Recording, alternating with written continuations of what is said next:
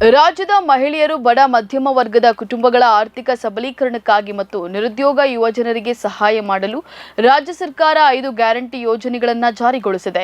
ಈ ಪಂಚ ಗ್ಯಾರಂಟಿಗಳಲ್ಲಿ ಪ್ರಮುಖವಾದ ಗೃಹಲಕ್ಷ್ಮಿ ಯೋಜನೆಯು ಮನೆ ಯಜಮಾನಿಯರ ಆದಾಯದ ಮೂಲವಾಗಿಯೂ ಗುರುತಿಸಿಕೊಂಡಿದೆ.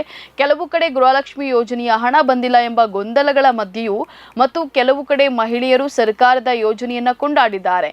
ಈ ಮಧ್ಯೆ ಬೆಳಗಾವಿ ಜಿಲ್ಲೆಯ ವೃದ್ಧೆಯೊಬ್ಬರು ತನಗೆ ಬಂದಂತ ಗೃಹಲಕ್ಷ್ಮಿ ಹಣದಿಂದ ಊರಿನ ಜನರಿಗೆ ಹೋಳಿಗೆ ಊಟ ಹಾಕಿಸಿ ಖುಷಿ ಹಂಚಿಕೊಂಡಿದ್ದಾರೆ. ಇದಕ್ಕೆ ಊರಿನ ಕೆಲವು ಮಹಿಳೆಯರು ಕೂಡ ಸಾಥನ್ನ ನೀಡಿದ್ದಾರೆ.